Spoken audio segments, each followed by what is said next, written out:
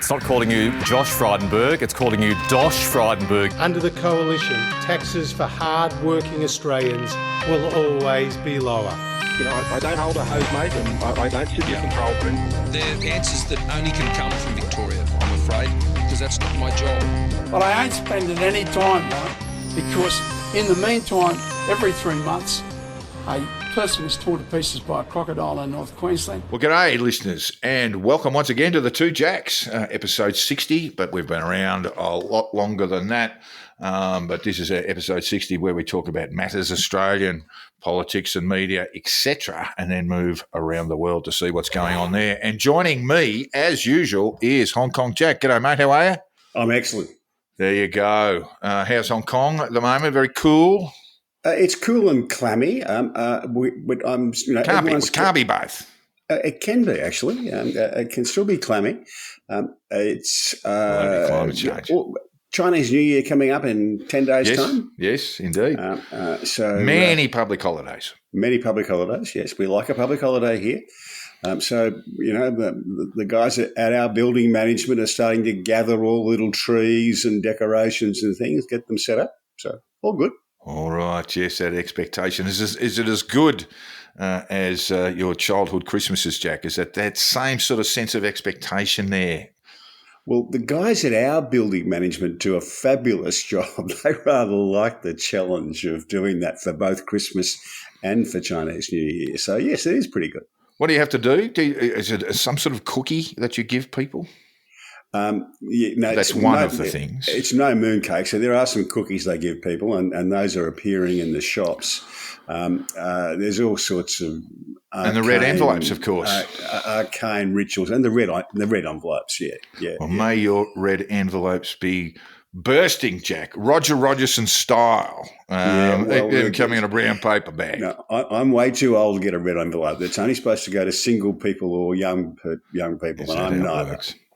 All right, something to look forward to there, Jack. Let's kick off with the prevailing political story at the moment, the tax cuts and broken promises angle. And we've got a bit of a letter from our very loyal listener, Baseman Ray, who sent us this. The biggest lie, which on average costs families $3,000 a year, is GST, of course, who said, when John Howard famously said, no, there's no way that a GST will ever be part of our policy.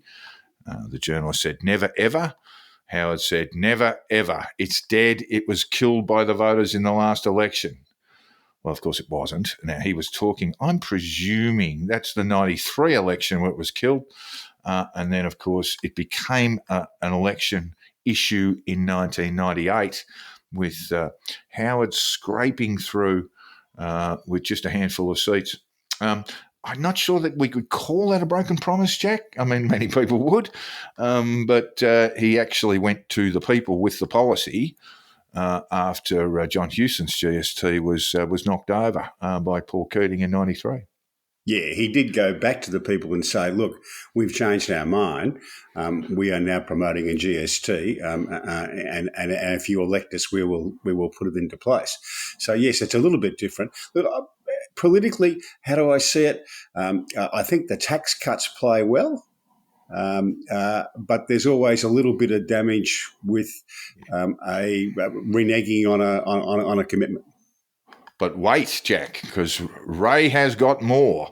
Because he talked about planting 1 billion trees. I think Corky actually made that first announcement, the 1 billion trees planting. But it was also something I think that the Morrison government offered in 2019. And there was also the building of 47 commuter car parks, which I don't think any of them ever got built, maybe a couple, not many.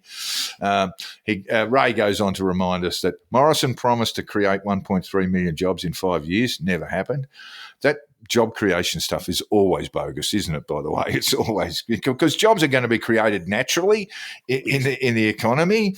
It doesn't take into account how many jobs have been lost. It just means how many jobs have been essentially how many people have found new jobs or gone into work for the first time. It's like being a PR company where you invariably send people an invoice and claim credit for the sun coming up in the morning. But wait, there's more, Jack. Morrison and then Attorney General Christian Porter, I haven't read this, so I'm doing a quick scan just before we go on so we don't get in any trouble, announced the government would set up a Federal Integrity Commission in December 2018. That never happened. Morrison promised new laws to prevent discrimination on the basis of faith in 2019. Never happened. And it remains, of course, a major, I guess it's one of those sort of skull and crossbones issues for the Albanese government at the moment. And a difficult thing that both political parties in government are happy enough to kick down the road. But wait, Jack, there's more. In the 2019 budget, the Morrison government claimed he would deliver a surplus the following year, meaning it would save rather than lose money for the first time in 12 years. I won't go on because there is a free set of steak knives at the end of this. But yes, I guess what Ray is saying is that politicians do occasionally tell a few porkies, Jack, and sometimes very big ones. They do. The difficulty with this situation is that the tax cuts were legislated. They weren't just promised. The tax cuts, as set out and agreed by Labor in the Morrison years, were actually legislated, and it's going to require legislation to remove them. Yes. And it was done on the basis that the first tranche, the second tranche benefited part of the community, and the third group would have to wait until June this year. And that's a kind of a bigger reneging than we would normally see.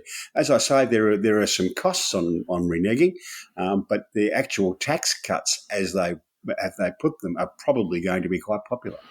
I would think, yes, I agree with that. And I would think that probably it's not worth looking at polling till around about July and August when those tax cuts start hitting pockets, Jack. Yeah, too early to say. I'd agree with that. Yeah, so there's going to be, you're probably going to see the loss of skin over the next couple of months, and then you may see a completely different response. And I think it's probably best to wait until that. What we did see is a essential poll. I don't know if you saw it, Jack, the essential report, and that showed a fairly significant group of Australians, off 70-odd%.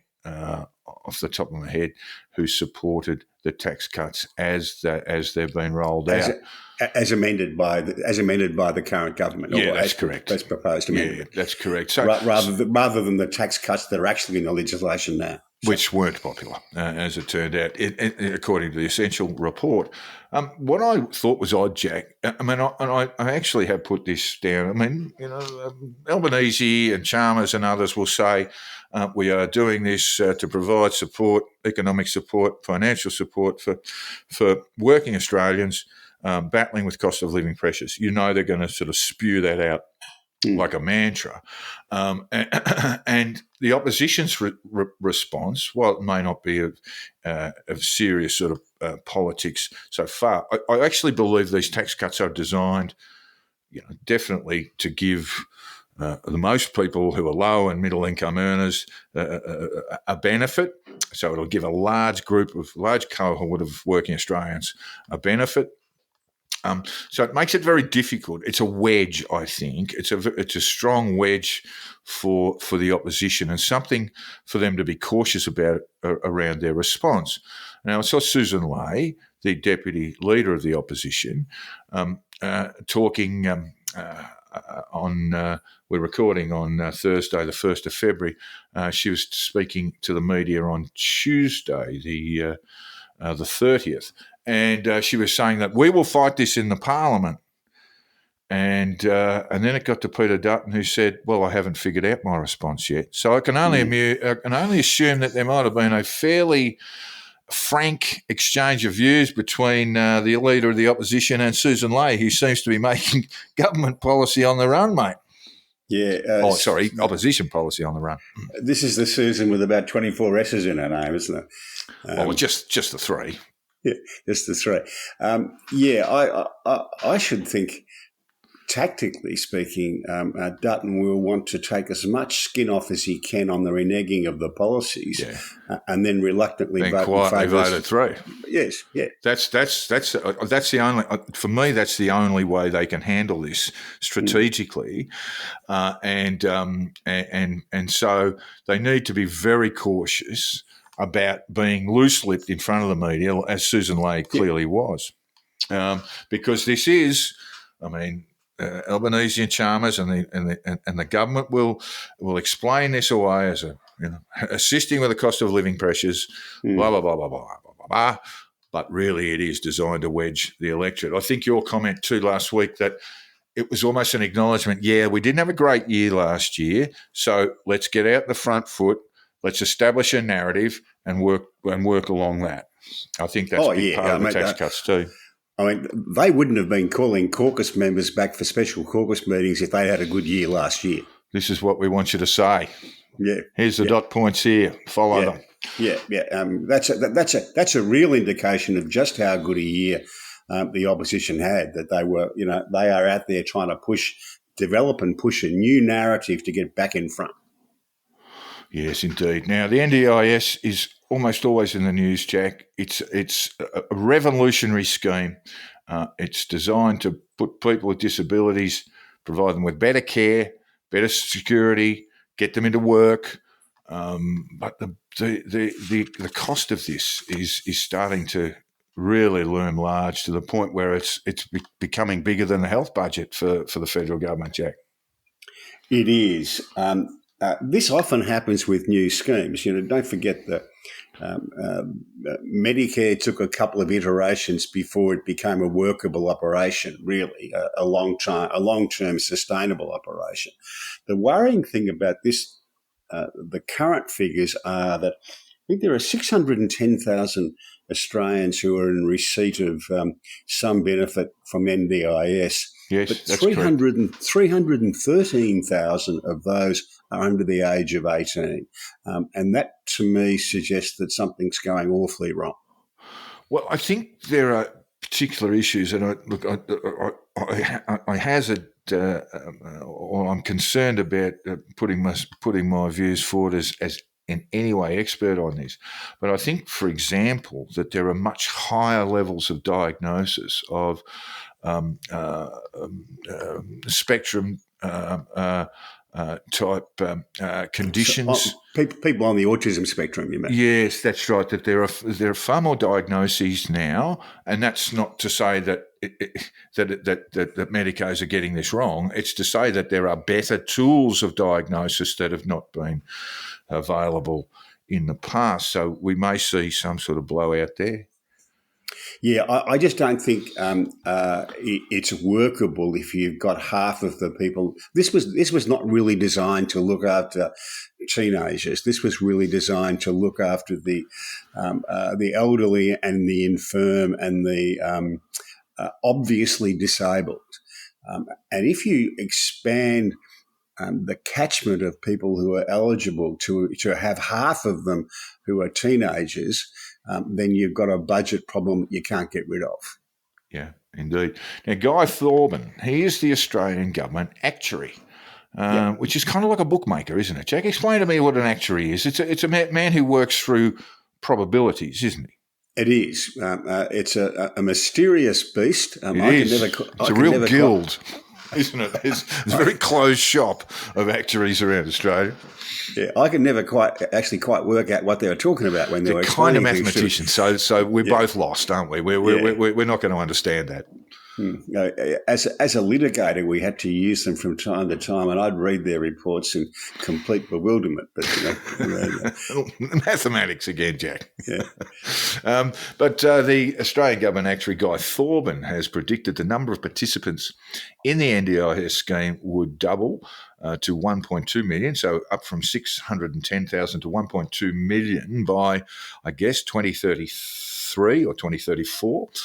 And his warnings of a more than doubling of the scheme's size as a proportion of GDP demonstrate the challenge of capping its runaway growth. He also said the number of child participants with developmental challenges was showing no signs of abatement. I would expect that's increasing rather than the other way around. So it's a big job for wee Billy, isn't it? Really? Yeah, it's a real back to the drawing board and work out what the country can afford to pay, and you're going to have to make some hard decisions to target the people who it was designed to help. Indeed, yes. I had a bit of chat to my wife about this to see what she thought. Over the weekend, of course, as we record this, or last weekend, around the Australia Day celebrations and commemorations, one way or another, there was a group of Nazis, or they're known as the National Socialist Network, assembling in Artarmon, Jack. Did you see that? Artarmon? Yeah, I had no idea. It's like the Bavarian beer halls around there, apparently. Artarmon's a lovely little suburb. Got a nice railway station, very convenient to get to the CBD. Very leafy and green. Very leafy and green. I never thought of it as being a hotbed of anything much. You know? No, I don't know why they all assembled in Artarmon. But in subsequent reporting, we learned that very few of them were from Sydney. The majority actually came from rural or regional New South Wales, with the balance coming from Melbourne. And there they were, looking like ninjas, bad ninjas, by the way, not the good ones. And they jumped on a train in the first instance with some fairly horrified people at the station. Contacting police. Police slowed the train down between Artarmon and North Sydney. It's only the one stop, isn't it? And by the time the train got to North Sydney, the New South Wales Riot Squad were waiting for them. The following day, the police, in the first instance at North Sydney, the police dispersed them, gave them move-on orders. I think a number of people were detained, including Tom Sewell, who's well-known neo-Nazi. And then they proceeded again the following day on the Sunday to have another crack. The police interrupted them again, and then there was a final meeting again in Chatswood, and that was again dispersed by police. Chris Minns jumped in on, I think, the Sunday, possibly the Monday, and suggested that these masked, balaclavaed people be demasked, Jack, and shown for what they are. I actually spoke to the wife about it. She sort of had fired bob each way about this. They are nuisances. They are pests. They are horrible, horrible people. They should be sat down and given an Australian history lesson, particularly about our engagement in North Africa, where 3,000 Australians died fighting Nazis. But should they be demasked, Jack? Just on the basis of, well, we're not even talking about criminal charges. We're talking about people who have issued move-on orders. But what Chris Minns was suggesting was that there is legislation on the books already in New South Wales that would require people to bare their face, if you like, if they're going to protest. And personally, I think that's an excellent idea. I've got no problem with people protesting and marching, but we ought to know who they are. That's a very good point, and I totally agree with it. Particularly persistent nuisances like these people, public nuisances like these people. Chris Minns made the point that if you're going to go there and march for this or some other cause, your workmates, your employer, etc., ought to know that it's you who's there doing it. Your family, your friends ought to know who you are. And I've noticed this is I don't know whether it's a post-COVID thing, but it's the same thing with the pro-Palestinian marches. Hell of a lot of people there, all the people who are chanting the awful stuff, all tend to be masked. Haven't seen so many masks there, must say. Not saying it hasn't happened. But in the case of these guys, clearly this is their costume. They don't wear the brown shirts anymore. They used to, if you remember the Australian Nazi Party, that group of clowns, they used to get around in the full Nazi kit. But now they do it more anonymously. They were on their way to a change the date rally in the first instance on the Friday. And we're up to certainly no good there. They are a nuisance. They require enormous police resources to keep them in check. And yeah, I got no problem with the masks coming off, Jack. No, let them protest, let them march. And I think this should be applied across the board to all protests. No mask, no protest. Well, you may not wear a baseball cap, but I occasionally do. And I remember going into a pub one day, it's a pub in Redfern, and I'll be there tomorrow, actually, and I had a baseball cap on, and they said, "Can you take that off, please?" And I said, "Oh, yes, certainly." But it was on licensed premises, so that's somewhat different. But with CCTV footage or cameras around, it's generally not considered a good thing to wear a cap because you can.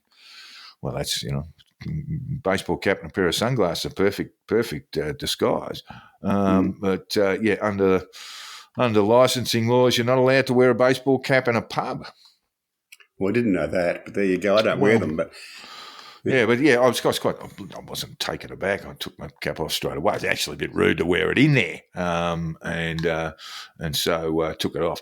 That sort of surprised me because this is about the proliferation of CCTV footage too. So, yes, get the masks off them, Jack. We had this problem during the year of protests here. Both the protesters, all masked up, and the police also. Police looking a bit like Darth Vader, all masked up. It was kind of medieval. You could stand up on our proliferation of covered walkways around the central. And watch two groups of people kitting up like they were going ready for a medieval joust. But I think that was allowing people to be masked on either side was a mistake. Look, you don't think it's because Nazis are probably fear a bit of COVID outbreak, do you? And that's why they keep themselves wrapped up. It could be. I doubt it. I doubt it very much.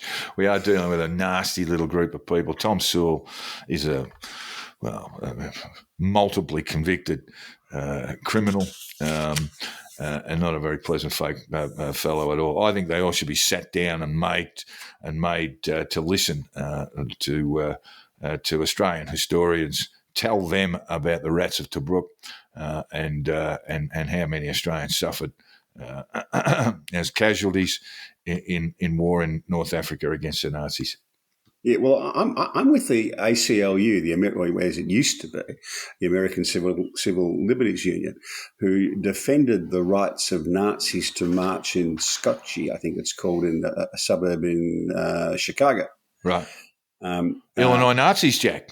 Yep. And I'd be with them. I would defend their right to march, but I think there's no masks allowed. We have to know who you are. Yeah, good point. All right.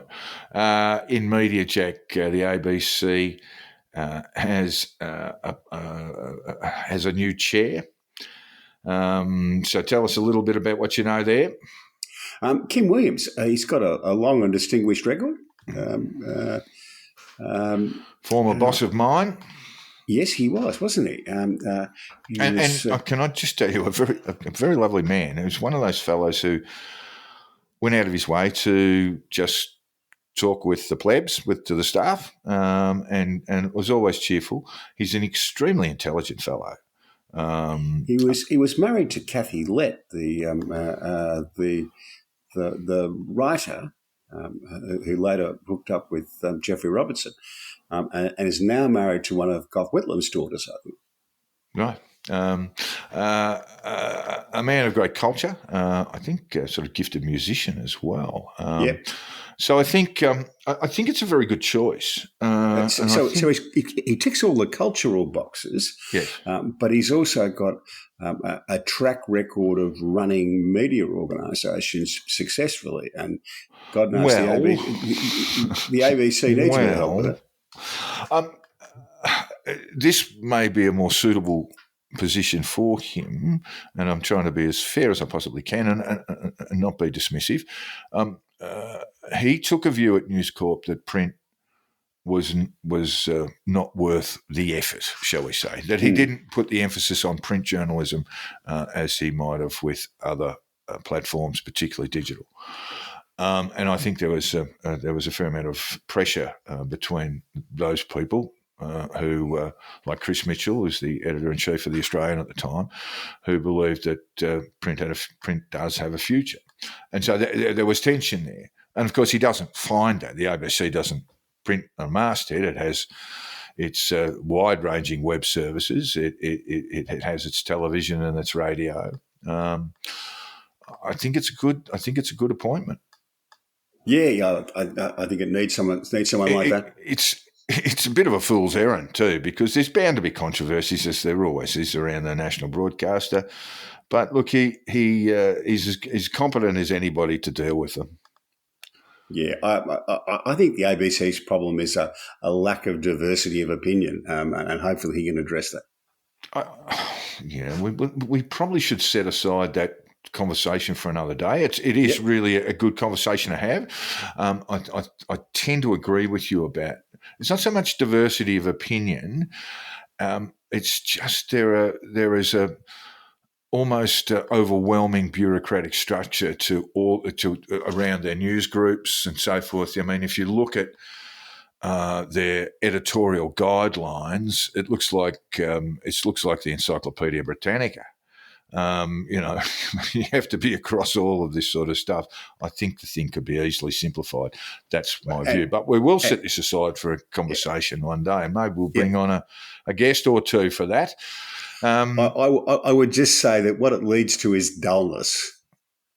That's where I think the ABC is going. That it is so obsessed about being impartial that it becomes a sort of dull moment of news. One is never surprised by what one hears or sees on the ABC, and that's boring. Yeah. All right. Now, meanwhile, Catherine Murphy, ex-The Guardian, has moved into the PMO. Gee, I know a few people there now, mate. I could just walk straight into that place, have a chat, shake a few hands. Isn't your old pal the speechwriter there now? I think I've got three good mates in there now. There's James Jeffrey, who's Albo's speechwriter. Catherine Murphy has moved into a media position. Of course, Brett Mason is the Director of Communications, and he's a hell of a nice fellow, former SBS political reporter. Hell of a nice fellow is Brett.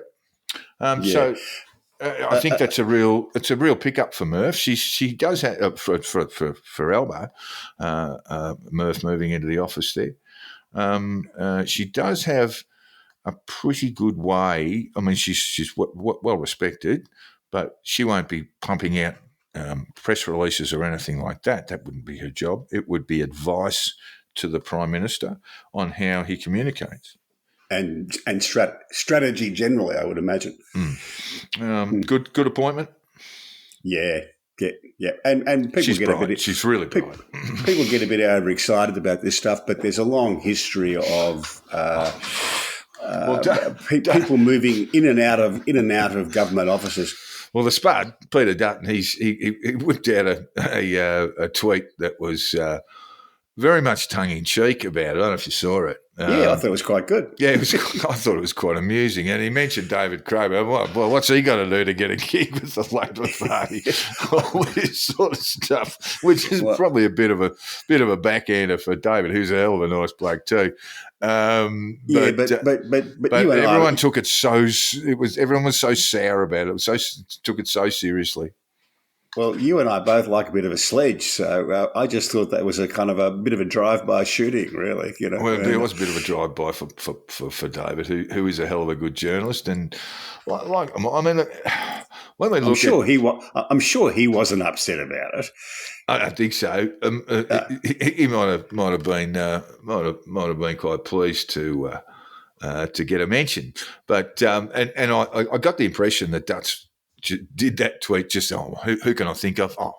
David Crack. So it wasn't as if it was an outright sledge of his abilities. I think when we get to the press gallery, Jack, in Canberra, I think there's a view of people that's not really grounded in reality, that they are basically sitting around. We don't get so much into the pubs these days. It is Canberra, after all. And they're just basically choking on press releases and involved in the dark arts of leaking and all that sort of stuff. The reality of their job's very, very different. And we do see some people who are pro-government, immediately anti-government, and some who are completely anti-government, depending on where that comes from. And we'll see others that are sort of conduits for government communications. If you can't figure it out when you're reading the political reports, you probably should read a few more political reports, I think is the way it goes. It's just the way of the world. It's the way our politics is reported. It's not corrupt. It's not black. It's not dark. And really it's a matter of you find the news you want to read. If you have a look at social media, some of the comments on press gallery journalists, you kind of think this doesn't bear any relationship to reality. They are sure that person X or person Y is, part of some great dark conspiracy. Yeah. It's a bit much. I mean, I get back to a good mate of mine, Lee Sales, and Lee. The lefties hated her because they figured she was from the right. The right would the people from the right, the Tories and Conservatives, would bag her because she was too left wing. And you think in the end, well, you really can't win here, can you? You just can't win that one. We also have a little bit going on there. We've got. The prosecutor or former prosecutor in the ACT, Mr. Drumgold. Shane Drumgold. Yes, says the person who inquired a Supreme Court justice, an ACT Supreme Court justice. No, he's from Queensland, I think. Walter Sofronoff. Thank you. Yeah, I wasn't sure about that. I should know that. Anyway, that he seemed to be. This is the former Queensland justice was in a lot of contact with journalists, especially the Australian. Well, what do we say about that, Jack? I thought that was a bit odd. I don't normally expect people who are conducting a public inquiry to be chatting away to journalists at all. It was probably just ricey, Jack. Just ricey. I don't know. I really don't know. I'm open to persuasion that it's a good idea, but generally speaking, no, I don't like. Not when you're running a public inquiry. Yeah, I don't. For instance, I don't like the police tipping off the media when they arrest someone, doing perp walks and all that sort of stuff. I think that's wrong. And I found this a little odd, troubling. Well. Let me justify the Australians. If you're in a position as a media organisation or as a newspaper, you're going to take it because you're getting. If someone tells you Walter Sofronoff's on the phone and like to have a chat to you, you're going to take the call. Ethically, I cannot speak to the man. Yeah. No. The problem is not on the Australian end. The problem is should the call have been made. The problem's on the Sofronoff end. I think it was more than one, Jack. I think we're talking in the hundreds, aren't we? 7 hours, sometimes. Well, more of that bubbling away. All I'd say from the Australian point of view is those journalists at the Australian were doing their job. Absolutely. And in fact, if they hadn't taken the call and you were the editor, you'd be calling into the office for a bit of a chat. Please explain. Yeah. All right, United States. We're going to go overseas now. We'll start with the States.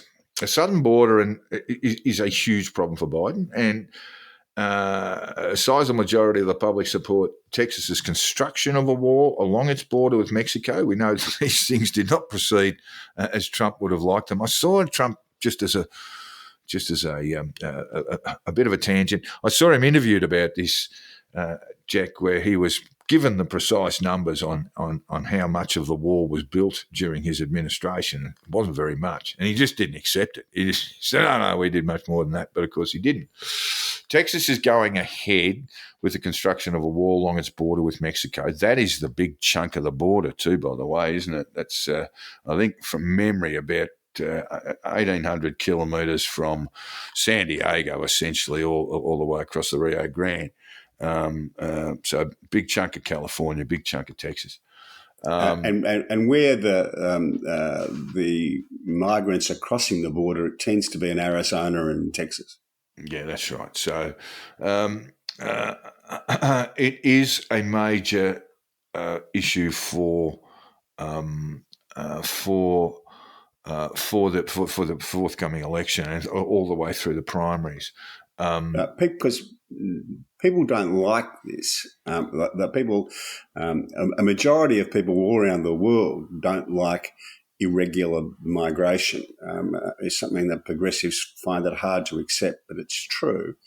And on raw numbers, during Trump's 4 years of presidency, the numbers of irregular migrants crossing the southern border dropped to 30-year lows. Yeah, there are lots of reasons for that. And in the 4 years since, they've gone up to 30-year highs, and that's a problem for Biden.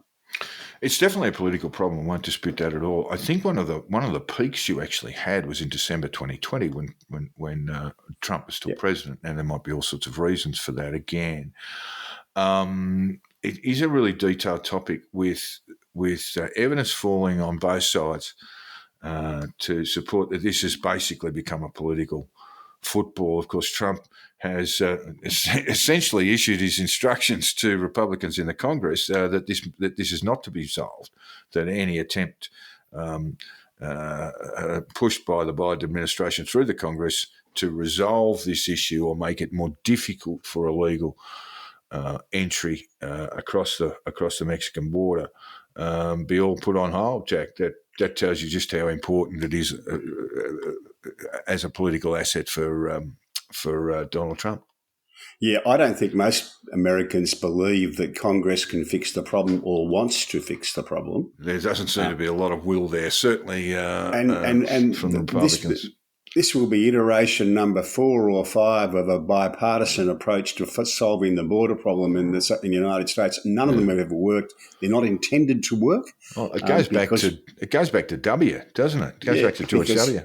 Yeah, because the Congress are, by and large, in a bipartisan way, pro-open borders. The public are not.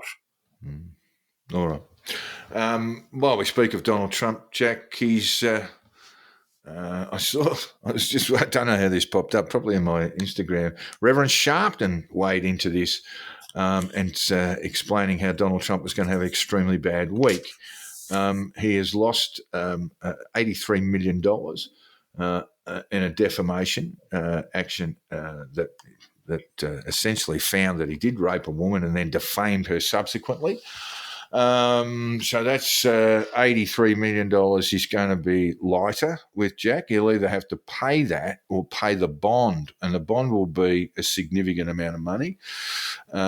Judge Engoron is expected to announce a penalty that could even be in excess of the $370 million that Letitia James is seeking for fraud. That's the New York company civil action, Jack. Yep.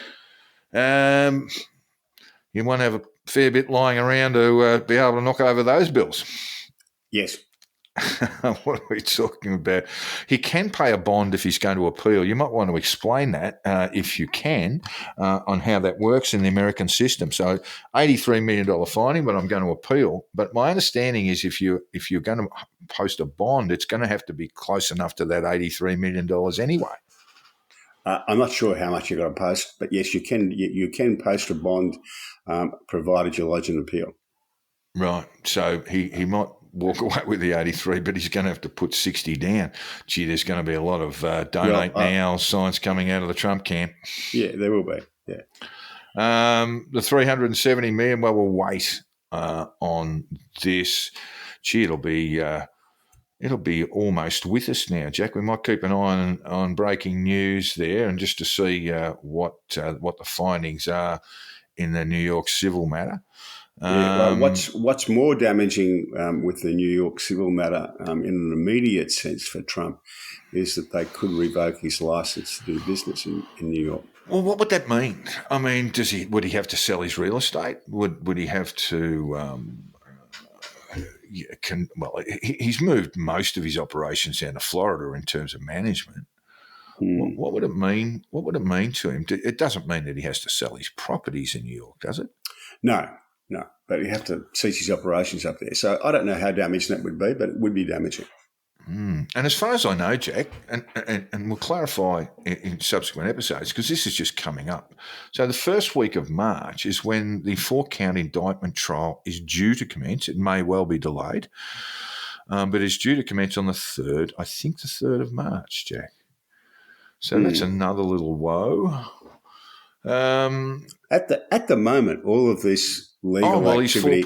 He's 4 points ahead of Biden in the polling. Yeah, at the moment it's helping him. Although I had a look at the polls this morning. There's a Quinnipiac poll that puts Biden up 50 to 44, but that seems to be an outlier. There's a Bloomberg poll of the swing states, and Trump leads Georgia 8 points, Arizona 3, Wisconsin 5, North Carolina 10, Michigan 5, Pennsylvania 3, and Nevada 8. On those figures, he'd be president. And I noticed that I had a look at what the Las Vegas bookmakers are doing. I'm always interested to know what the people who set the odds think about this. And the figures yesterday were, on average, I think they thought that Trump had a 54% prospect of winning, and Joe Biden had a 35% prospect of winning. 54-35. So what have we got? 79. They're giving 21 to someone else, Jack. Is that what they're doing? Well, no, what they're saying is that there's a chance that somebody else might be, first of all, be the nominee and might win. Oh, of course, yes, okay. Because we are going through a process. I mean, the Dems have accepted Biden. I think there is a few little hiccups and a few little upstarts jumping into that process, but not much. So he is considered the one most likely. Well, a certainty to be unless you're on to get to the Democratic National Convention as the presumptive. Candidate. Twitter's all full of this morning. All full of Michelle Obama. Yeah, I know that one pops up a fair bit. But look, there is a third-party candidate, and that learned journalist Peter Fitzsimon's right in on this. From what I understand, and I have nowhere near the substantial context of Peter Fitzsimon's, what I understand of Michelle Obama. She despises the DC setup. It was never comfortable, not so much as the First Lady, but was never comfortable in the confines of bitter partisan politics, and would not be attracted to this at all. How long before Hillary gets another mention, mate? I thought when I saw Peter Fitzsimon's being all over Michelle Obama's, so to speak, that blew her chances out of the water. But I wonder if he's going to be. She might be proposing as an agent for a book that she's got out, Jack. Yeah, well, he'll knock out a book. Are there 4 people in Australia who haven't had a biography on them written by Peter Fitzsimon? Well, it's mainly historical events, Jack. I think it was. I pay very little attention to these things. I think it was the Ballarat movement around the Gold Rush. Eureka, Stocko. Eureka, I think that was it. It's what we call history light. Jack is what we call it. It's what the publishers call it, by the way. But it sells, and good luck to him. Oh yeah, absolutely. Good luck to him. If he can sell a bunch of books, more power to him. It's a group exercise. Of course, he's got researchers and writers, and then he basically pulls it all together and writes around it, as I understand it. So good luck to him if he's found he comes in and sell books. Good on him. He comes in and sprinkles the commas all over it like he does with his columns. I think he's probably a little bit more involved in that, but I don't know the process. But there is like a lot of the great fiction writers, particularly around thrillers and political thrillers and things like that. Those writers, who sell literally millions of copies, they have teams writing for them.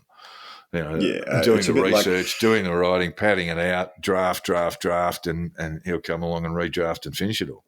A bit like a Caravaggio painting or a Rodin sculpture. Who knows who actually did it? Someone actually might have been there with a pencil first.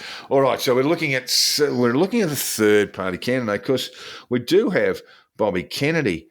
Now, if you're junior, that is, not senior, he cannot be a candidate for a host of very sound reasons. I noticed his polling has just fallen. It's just gone. He's polling about 8% in the last poll I looked at, and it was at 25. So this is what happens with the primary process, isn't it? He simply cannot get clear air. No. So has he got any chance whatsoever? None. None? None. Yeah, all right, fair enough. His polling was at sort of 25%, and it really did look like – I still think there's opportunities for him because he's up against, as it seems, two very old men. He's not a young, sprightly figure himself. I think he's into his 70s. But he's not quite 70. He's about my age. No, I think you'll find I think he hit 70. He might hit 70 this year. Anyway, I won't quibble about that. I did look at this because I wrote about him a few weeks ago when his polling was at sort of an all-time high. There is a bit of background here. There was Ross Perot duelled against George Herbert Bush and Bill Clinton back in the day, Jack, in 1992. And, of course, Clinton won that election. Yes. So Perot was running basically around 39% at one stage in polls before the 1992 election. I have very little memory of that time around American politics. And I obviously knew he was a third-party candidate. As you described it, the primary process concentrated the media attention on the candidates for the major parties, and that Perot's polling waned as that happened. Well, he ended up getting 19, and I honestly think that there is room for a third-party candidate, a non-aligned candidate to come through, perhaps not this election, but in subsequent presidential elections perhaps. But it is extremely difficult. He got 19% of the vote, 1 in 5. Astute Democrat pollster Mark Penn thinks an independent bid could work. Legendary Democratic consultant James Carville, from going back to the Clinton and Obama periods, who knows his stuff and normally gets things right, says an indie bid is going to get a lot of fucking votes in 2024. I just don't think it'll be enough votes, and I don't think that Bobby Kennedy is the right man. Yeah, superficially perhaps. He's a Kennedy. He's got the name. He's got the look. He does look a bit like Jack, probably more like Jack than he does his old man. And then you scrape away a bit further, and you see some pretty dismal politics at work. He's tried to play. He wants to increase the minimum wage, basically double it. I think it sits around $8. I think the minimum wage $8 an hour in the US, and I think he wants to jack it up to about 15. All of those things are designed to get people on side, but the system does not work for him. No, All can't right. see it myself. Over to Israel and Gaza. I just want to start with readers' comments. I won't name this fellow, but he's a person I know reasonably well, and he said this about your comments, Jack. A friend said they feel like they're all Israeli ambassadors having to justify policy of the Netanyahu government, regardless of their politics wherever they go. And he said, after listening to you, Jack, it was like you had read his mind. He goes on to say, and your points, just to give our listeners some context, your points, and I think for once we're in fairly feverish agreement on this, that progressive Jews We won't let it happen again. we've got to put climate change on the document, mate. Then we can really have a stash. Was that the progressive Jewish left and most Jews living in Europe, living in their states, living in Australia are of that bent, have found that they are politically friendless, Jack. That they're being labelled as genocidists and uncaring people who are witnessing the deaths of civilians, unnecessary deaths of civilians by the IDF, etc. And it's as if they have to individually justify that. And so that's what this is what our listener was saying. And he went on to say, we will forgive comrades, because he's a progressive himself, we will forgive comrades who are ignorant. We will remember the ones who are genuinely anti-Semitic, and in parentheses, most aren't. I'm not sure that he's right about that, Jack. I think there is anti-Semitism flourishing in the left. In that progressive left space. It always has been, I might add. I don't buy that. I don't buy that. I think this is a very recent phenomenon. I'm intrigued, astonished, and appalled all at the same time.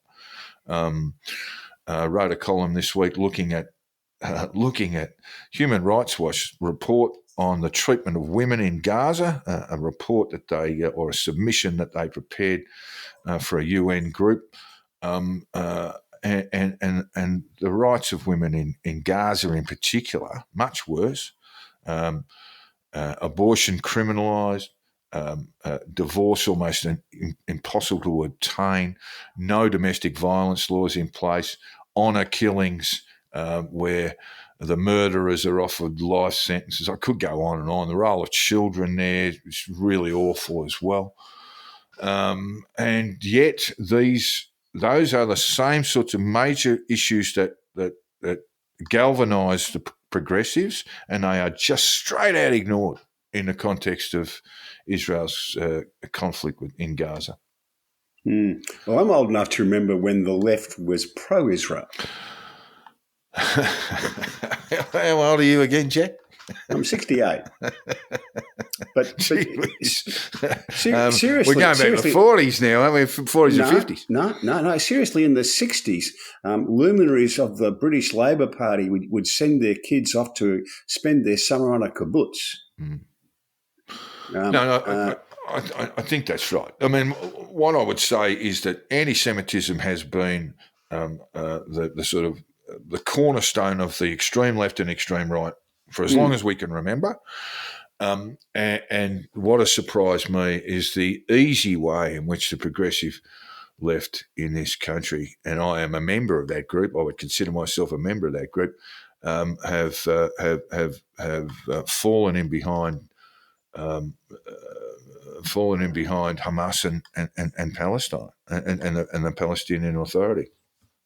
See, I look at this. I'm a very simple fellow, but I look at this, and if you're a liberal progressive and you look at the Middle East,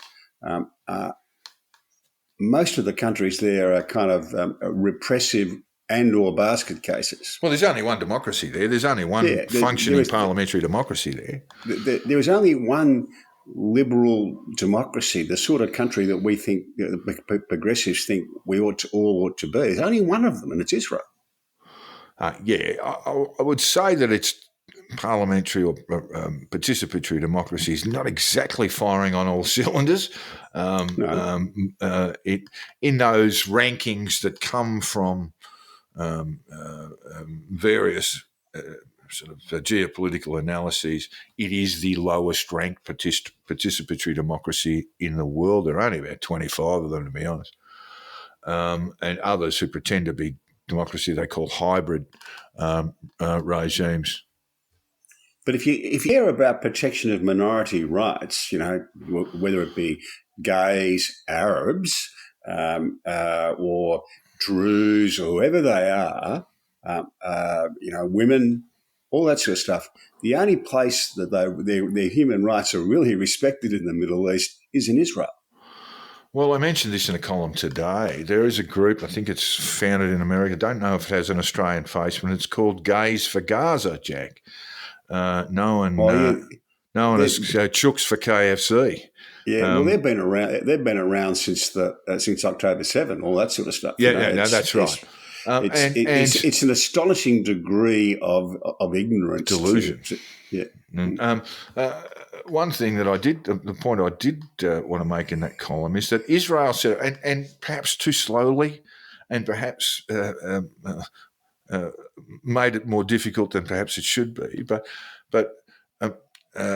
gay men, gay women, LGBTQ people who are actively oppressed in Gaza prior to the conflict could come to Israel, seek asylum, and in a legislative change made in 2022, can live and work in Israel. There was a long period where they had sort of an uncertain future. So they could live in Israel but couldn't work, and it was a long way from perfect. But that was adjusted where people who are actually gay and repressed because of it in Gaza could come to Israel and be given be given residency and find work and be able to work.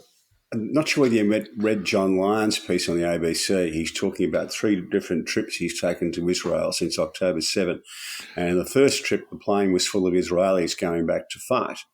And since then, there's been no Israelis on the flights because they're all back there. And there have generally been people from other countries who are going over there to work to replace the Palestinians who used to work in Israel, because that all bets are off with that now. There's no trust. All right. The UN are going to come out of this very badly in the Gaza-Israel. Well, this is the UNRWA. Tell us what that is, Jack, and tell me what's been alleged. It's the only refugees in the world who have their own refugee organisation, a UN refugee organisation. Everyone else is covered by the UNHCR. So UNRWA, what's that stand for? It's the United Nations. I've forgotten the Relief Works. Yeah, and what it's done is it has kept multi-generations of people in the category of being refugees. No one gets resettled. Hamas sort of infamously said that more than half, I think 60% of the population in Gaza were refugees. Yes, that's what they say. And then it doesn't represent them. It's someone else's problem. It's the UN's problem. Yeah, and Hamas excuses itself from running any kind of organisation or government and leaves all of that to the UN. Now, the difficulty with that is that the UN is complicit, really, in Hamas activities, and it won't. The UNWRA won't survive this. Already, major countries are pulling their funding of it, and that won't go back. So, what is actually alleged that a dozen members of the UNRWA, the refugee organisation in Gaza, were a part of the attacks on October 7. That's what's alleged. Well, the UN have said that 12 were. They've confirmed it, yeah. So Antonio Guterres, the UN Secretary General, said he was himself horrified by these accusations. I strongly appeal to the governments that have suspended their contributions to at least guarantee the continuity, I should say, of UNRWA's operations. So the great disgrace of this is that, as you say, that money won't come back, and what good work they do in terms of putting food into stomachs, often children's stomachs and so forth. This is just going to disappear now. Yeah, no, that pre-October 7 world won't return. There's going to have to be a new procedure and new structures to help the Gazans, and the UN won't be part of it. What about Netanyahu's political fortunes, Jack? Well, I think if you look at Israeli history, he's probably toast, because if you're the man at the top, man or woman at the top, when there is a failure of preparation and intelligence like there was before October 7, generally speaking, you pay the price of losing your political career, and that's probably going to happen to him. Well, he's not showing any signs of wandering off into the sunset, Jack. He said this week, I've told President Biden, I've told all the leaders who came here, this is your war as well, because this is not merely a minor skirmish. This is part of a major confrontation between the moderate axis of Israel and the moderate Arab states against Iran. Its proxies are killing Americans as we speak. He's referring there, of course, to the 3 American soldiers who were killed by drone strike in Jordan. Was it Jordan? In Jordan, on the border of Jordan and Iraq, I think. That's right. Tower 22. We'll get back to Netanyahu in a minute. But what would you expect America's response would be to that? And I mean, there was some pretty outlandish remarks made, bomb Iran and that sort of stuff from Republican Congress people and hangers-on, media hangers-on. Biden is said to be cautious about any response that would engage Iran on the battlefields, and I don't think that's in anyone's interest at the moment. What we learned during the Iran-Iraq war, Jack, is the Iranians have got a hell of a lot of troops. I think they've got over 1 million people armed and ready. But what would be the sort of response strike? I mean, 3 American servicemen dead, there's going to be one. Might I suggest that some of these drone factories that Iran has and supplying Russia, as well as Hamas, as well as Islamic Jihad, as well as the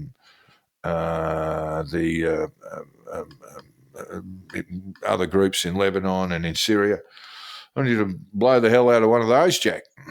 The spokespeople for the White House and the Pentagon have been talking about striking Iranian personnel in Syria and Iraq, or Iranian naval assets in the Persian Gulf. Yeah, that's a good start. But a strike on Iran itself being a red line they don't want to cross. Biden has announced this morning that he has formulated his response, but we don't know what it is, which led to David Burge from Austin, Texas, on Twitter saying, well, if it's Joe's usual response to Iran, they'll be carpet bombing Iran with pallet loads of $100 notes, giving them some more money back. Well, yeah. That's a political problem for Biden, is that he has supervised, has been the man in charge when they have reduced sanctions against Iran and they have given them cash. So that's a political problem that will carry on to the election, I think. There's no way for him to fix Robert that. Gates during the week, Jack, had a nice old go at the Biden administration over its foreign policy. I don't see he was an Obama foreign policy advisor, national security advisor, and I don't see that Biden's got much wrong. I mean, there was the pullout of Afghanistan, which is embarrassing, but what else were they going to do there? I think they've treaded a line. They've supported Israel well up to this point. I think they've been bullish enough and got NATO into a stronger role than they've had really since the treaty was created. I don't see a whole lot wrong there. I think there's a fairly large body of opinion in Washington. It's bipartisan, as you pointed out, that thinks that both the Obama administration in the second term and the Biden administration have been way too soft on Iran. Yeah, I understand. Certainly the and not I understand the Obama criticisms. I don't see a lot of problems. I mean, what we're talking about is that Biden lifted the sanctions to Iran, and went back to the Obama agreement, which the Iranians probably aren't following. I don't see a lot wrong there. He's been able to balance that. What is an American electoral imperative, that sort of isolationism with this view that America is and should be sort of in a role of policeman around the world. I don't think he's got a whole lot wrong. But anyway, the response, he's certainly not going to tell us what it is in advance, even if he might be a little bit doddery. He didn't mention what the strike's going to be, but you would imagine it'd be fairly significant. He needs to do something significant, yes. He needs to for all sorts of reasons, but particularly politically. All right. And people talk about how low his approval ratings are. They fell off the cliff during the Kabul withdrawal. He was actually tracking fairly well until that, and they dropped markedly, and they've never recovered. What are they supposed to do, Jack? Yeah. Allow American servicemen and women to die there endlessly with no military or strategic objective? I just don't understand that. You might be right, but I don't think the voters of the United States agree with you. No, fair enough. Yeah, I mean, I can see that. All right, moving on to Russia. Vladimir Putin's out and about, Jack. He's moved out of the house. He's walked away from the long table, and he made a little visit to Kaliningrad, which you might explain is a little piece of Russian territory on the Baltic that has no border with Russia. It's between Poland and Lithuania, and is the Russian fleet's Baltic Sea port. But no, there's no direct link to the Russian landmass. So he's flown over, presumably. Yes, he's flown over Lithuania and headed into Kaliningrad. Gee whiz, there's an opportunity missed, Jack, isn't there? Yes. Interestingly, one of the newspapers was showing us photos.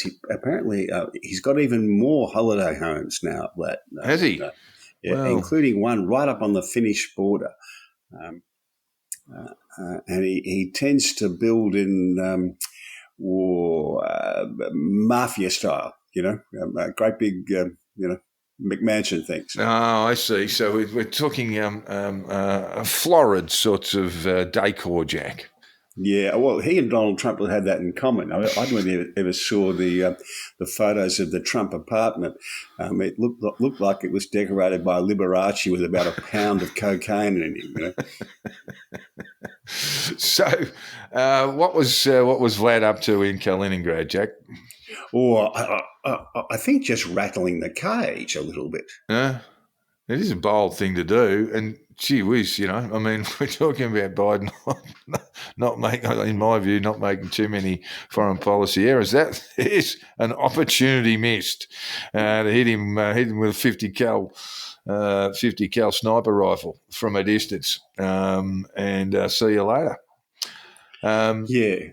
But in all seriousness, Russia is on a total war footing. The whole economy and industry is dedicated to the war effort. European and NATO countries spending around 2% of GDP on defence. The Kremlin knows the Kremlin is spending much, much more. And we still do have this kind of morass in eastern Ukraine. The issue with that for him is that body bags are coming home.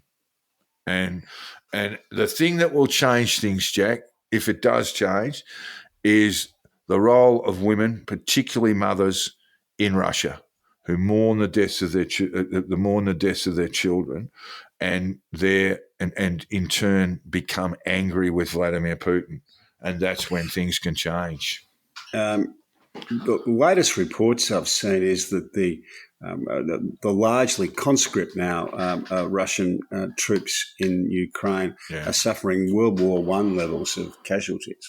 Yeah, and look, the word is the Ukrainians, in terms of their communications, they find the radio band that the Russians are using, and they shut it down, and then the Russian troops reach for their mobile phones if they can't use the radios, and then boom, boom, boom, boom, boom. Which is not to say that means the Ukrainians are going well. That's not to say that they've got the capacity to actually take back the territory, and that's the difficulty that the West finds itself in now, is working out just what to do. Yeah, there are other good signs, and I fully accept what you're saying. There are other good signs in terms of the Black Sea. I mean, we used to talk about on this program, Jack, the ability of the Russian Navy to be able to restrict Ukrainian trade, to put a blockade around it, and now it doesn't have that capacity anymore. Its naval assets have been heavily reduced. Yes. So that's one good thing. All right, we're talking about Iran, Jack. We sort of covered that, really. Yeah, we sort of have. Do they have elections coming this year? I have a feeling they do. One of the many outrageously totalitarian governments that do. Yes, they do, of course. And they had a different system this year. So people could pre-nominate as candidates in the Iranian general election. And then that if you did nominate, there was a set period before Christmas, so I think about a week or 10 days, where people could nominate. And it had a record number of nominations, which sounds wonderful for their democracy. Well, it's not a democracy, but we'll move on. And then that group of nominees go to a council made up essentially of people that are appointed by Ayatollah Khamenei. And then they go, we don't like the look of him, we don't like the look of him, we don't like the look of him. So yeah. I think we can fairly assume that there won't be... It's a bit like applying for membership at the Melbourne Club, is it? You don't turn up there with a name like Hoisted or Halfpenny, you're not going to get through the door. All right. They've been... This really isn't news, Jack. There've been protests in France. There are always protests in France, and by gee, they go hard, and we love them for it. They do. This one's a little bit different. What they're doing is essentially putting a food blockade on Paris. They're stopping the major transport routes, farmers in tractors, by and large. Yeah. stopping the transport routes into Paris. And I wasn't aware of this, but this could get sticky very quickly because it would take less than a week, 3 or 4 days before Paris would start running out of food because everything's bought in fresh every day. Everything's fresh, everything's every day. Which is why the food in Paris is, you walk through the markets in Paris and, if you're, a home cook like me, you're almost drooling at the quality of the produce in the little markets. The breads, Jack, the breads. I mean, they're buying bread twice a day, If you're a big bread consumer, you're buying bread twice a day, pretty much warm straight out of the oven. It does have the propensity. Look, I don't know whether this collective of farmers really know what they're up against, because if they start starving Parisians, mate, they'll be. I reckon a few of those tractors will go over very quickly. All right, we'll keep an eye on that one. They do play politics hard in France, don't they? They do indeed. And another place where they do play politics very, very hard is in Pakistan, Jack, also a country undergoing elections. And it would seem that Imran Khan, former Pakistan Prime Minister, will not be participating as he's been sentenced to 10 years in prison. He was already serving a 3-year sentence for some other confected outrage, Jack.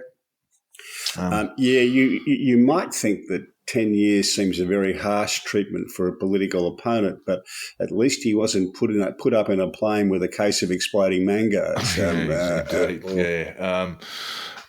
shot down on the street like some of his predecessors. Nawaz Sharif seems to be the pick of the generals to be the winner. And what you mean by that is he's been given the nod by the military. Yeah, he's been able to come back from exile, and all of his previous legal problems seem to be falling apart in the courts miraculously. So it looks like he's the pick of the generals, and if he's the pick of the generals, he will probably win the election. So Imran Khan, getting back to him, and his vice president, of the PTI party, they've both been jailed.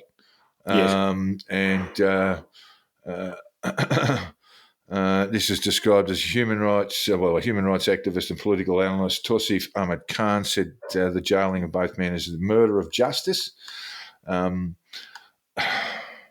The only thing you can say about Imran Khan, a magnificent cricketer and a great ambassador for Pakistan, I think a World Cup winning captain too, Jack, wasn't he?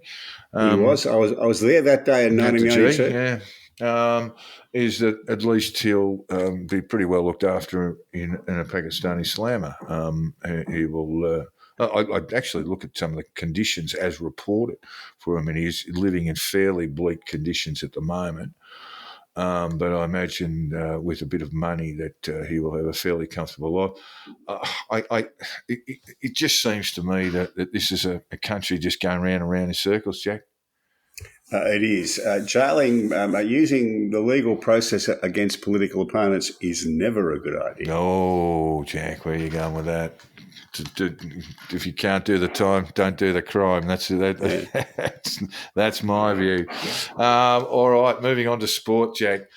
Weren't we just reminded just what a wonderful game Test cricket is on 2 occasions, 2 almost happening simultaneously. The West Indies came from the clouds to beat Australia by 8 runs in what was a wonderful and gripping Test match where neither side seemed to have any great advantage over the other. One side might play a poor 30 minutes, and then the other would have an ascendancy, and then it would go the other way. And we saw the rise of a superstar in Joseph. I'm just trying to think of his first name. Help me out. Shamar Joseph. Shamar Joseph, and what a wonderful player. Here's the Guyanese fast bowler.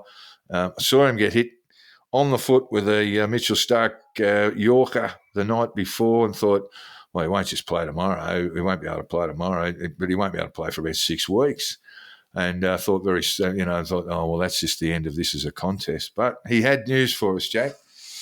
And it was one of the best spells of fast bowling you would ever see. it was Ended up Europe. 7 for 60 odd, and told the skipper, you can't take the ball out of my hand, all that sort of stuff he did. But he was just wonderful. And we saw, of course, Brian Lara, Carl Hooper, Ian Bishop in commentary teams, various, in tears and overwhelmed by emotion with the West Indies having that wonderful win. And it was just a sense that the West Indies are back a little bit, for now anyway. Yeah, first win in Australia, for 27 years? Yeah, 1996, I think it was, yeah. Yeah. Talking to an English friend who was watching the spell from a pub in London and a pub in Melbourne, and he made a comment that stuck with me, that the young bloke, Shamar Joseph, has the physique and the technique to be a great bowler for a very long time. He's only about Malcolm Marshall height. Yeah, he's not a big human. He's not a Kirtley or a Joel. He's not a big fellow, but with the smoothness of the action, it looked like sort of a cross between Malcolm Marshall and Michael Holding. You know, I mean, he just slides into the crease almost effortlessly. But it wasn't just him. They had a pretty good. They had a pretty good test. You know, Joshua De Silva and Kevin Hodge, good knocks. Alzari Joseph made a 22-ball 32 and took 6 wickets in the match. That's a pretty good performance. Oh, the big quick, yeah, and he is a big human. He bowled beautifully too. Yeah, Australia could be criticised possibly for going into that test a little bit underdone in terms of motivation. I don't think there are any excuses. I think they were just outplayed by a side who was better on the day or over the 5. Yeah, and in particularly on the last day, just a great spell of bowling. Yeah. What did you think of the response from a lot of the former players? Were critical of Pat Cummins and other people, and of Adam Gilchrist in the commentary box, because Gilly stood up and gave Brian Lager a hug and was smiling at him, and Ian Healy and a few of the others were very critical of this, that you're not supposed to be taking any joy out of losing a test match. I forget who the former test cricketer was who made that comment too. It wasn't any of the ones you mentioned, and I thought that was absolute junk. If you're from Adam Gilchrist's point of view, and it might be more or less the same as mine, what you want to see is test cricket flourish, and it cannot flourish without a strong and competitive West Indies team. And what the best thing about Lamar Joseph was, he said, I will play for the West Indies regardless of what else is going on, including Caribbean Premier League, and he's got all that in front of him. I think he's just signed a contract before the tour with one of the CPL sides, and of course he plays for Guyana. And he hasn't had much first-class cricket, but he's saying, I will make myself available for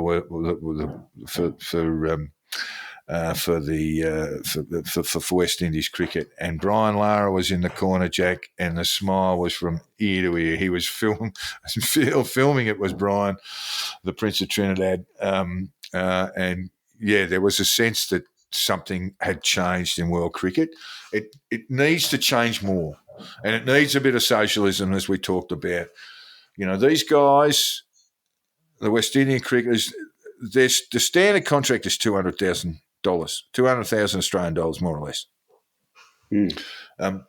Pat Cummins on $2 million. Now, you take 10% out of his salary and take 10% out of every other contracted Australian salary, do the same in India, do the same in England, and move that money into Bangladesh, move that money into Pakistan, move that money into the Caribbean, and make it available for test players, and you will have a better system. The problem with West Indies cricket is not a lack of talent, it's lack of availability of players who can make more money playing in the short form. Yeah, I couldn't agree more. Meanwhile, at the same time as the Great West Indies win, England had a terrific win. It was a good win. At Hyderabad. As much as it hurts me to say it, Jack. Magnificent win. Wonderful big knock from Ollie Pope, who that, the English were going through the great knocks from English cricketers in India in the past, and there was a mention of a Joe Root big 100. There was a big 100 made by KP, and this certainly was among them. A couple of Alistair Cook. Yeah, Cook as well. Just in recent times, and this was right up there with them. They were in all sorts of trouble when he started building partnerships with the lower order and the lower middle order, and then the tail enders. Well, I think they're 150 odd behind with 5 wickets down, weren't they? Yeah, that's right. And they ended up with a lead of it wasn't 200, was it? It was 100 something. I should have sort of got the scores down, but and then they had a bloke on debut pop up and take 7 wickets, Jack. Yeah, it was a great performance from England.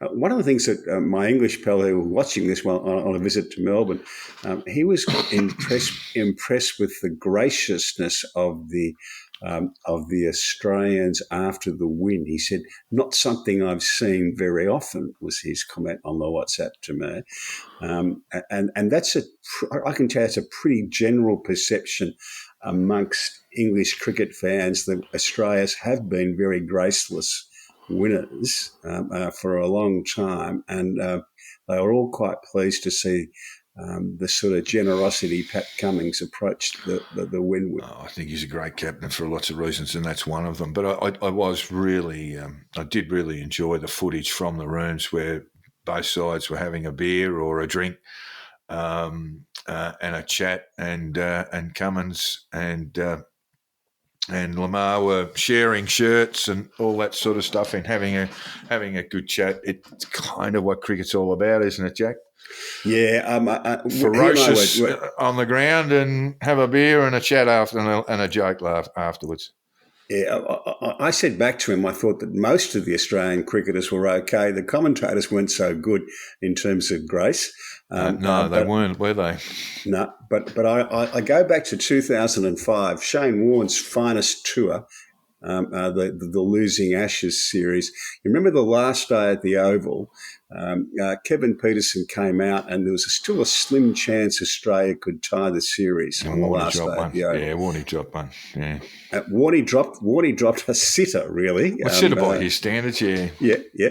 And Peterson went on to make a really great 158. Yeah, it was 100. Yeah. Well, I thought it was 170, but go on. Yeah. Yeah, and as he walked off, and by that stage, the Ashes were firmly in England's hand because there was no chance for Australia.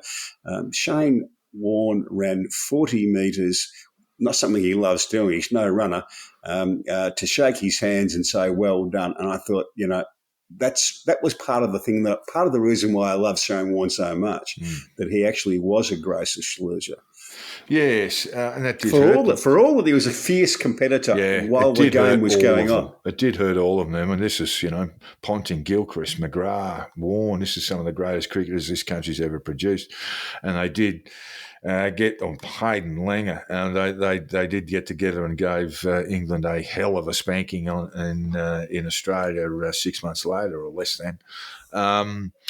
KP got involved in a bit of commentary nonsense too, Jack, where Harsha Bogle determined, I don't know what cricket level the Ashes played at, but he was talking about the switch hit and how it should be banned, Jack. He sounds like he's from the Australian Greens. Yeah. Just wants to ban things he doesn't like. And KP got very annoyed and said, I've had enough of this, and walked away from the commentary. He's very verbose, Kevin Peterson. He gets you. There's that magnificent clip of him doing analysis with Ricky Ponting when the Ashes were on in our winter, and KP was saying just how Joe Root just came out and he just dominated from ball one and all that sort of stuff. And Ponting said, "Yeah, he's out and he got 40." And KP knew Ricky had his measure. Australian Open, all done and dusted, of course. But look, those people who were booing Elbow, Jack, they were paying, what, between $2,000 and $6,000 for a ticket. The cheapest possible seat you could get It was $1,000, I think, wasn't it? $1,500. Wow. That's up in the nosebleeds. Wow. And $6,000 for anything you'd want to buy, you know. And that's the mob who booed Elbow. No wonder they booed him, Jack. They're big earners. They're obviously big income earners. Yeah. But they're using this Uber-style surge pricing, I'm told, and I think it's an attempt to take out what we call scalpers and the English call ticket touts, to take them out of the equation. And I'm sort of a bit not sure about this. I think that it ought to be possible not to be rich and still get to through a ballot or something, still get a ticket to the final. Well, it's never really going to work. I mean, it might work where you've got a big stadium. And look, there's nothing wrong with the tennis centre. Don't get me wrong, but what's the centre court capacity? 10? 15, I think, 15 to 20. Yeah, so it's going to be scarce. Where there's scarcity, there'll be people wanting to make a quid out of it, Jack. On to racing. I guess so. The trainers, Racing Victoria is to reconsider its position after the trainers' premiership race was blown wide open. With news, Kieran Maher would start from scratch in the trainers' premiership following Dave Eustace's departure to Hong Kong. What's going on there, Jack? Dave Eustace has been Kieran Maher's partner, training partner for a few years. He's an English fellow, and his uncle trained here in Hong Kong, and he accepted an invitation. I think he's already left the Kieran Maher partnership. David's going to train. He'll get a series of boxes up here in Hong Kong, and will be trained here. And what the Racing Victoria have done is said, okay, all of the wins that you had, and at the moment the partnership is 20 wins or so in front of the Hayes Boys partnership, you go back to zero. None of those count towards the premiership. Now, the Trainers' Premiership, isn't it called the F.W. Hoisted Trophy, Jack? I think it is, yes. There you go. We were famous once. It's a tricky one. It's a tricky one. Just to explain, it was Fred Hoisted, who was a wonderful jockey, didn't take any shit from the stewards, and became a very, very successful trainer mainly in the 40s and 50s, I think, Jack, wasn't it? And a lot of jumps races. There weren't too many that he didn't win. I think he won his first premiership in the 1920s and his last one in 1960. Yeah, he won about 18 of them. And I think that last one in 1960, I think Bob and Bond would have been doing most of the legwork at that time. Yeah.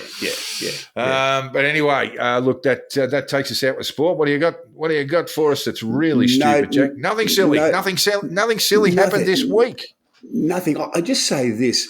They're doing a COVID inquiry in the UK, and it was down in London, and now it's gone up to Scotland. And all the way through this, there's been a lot of argument about whether ministers and prime ministers and senior ministers, as they're called in Scotland, have to disclose their WhatsApp record.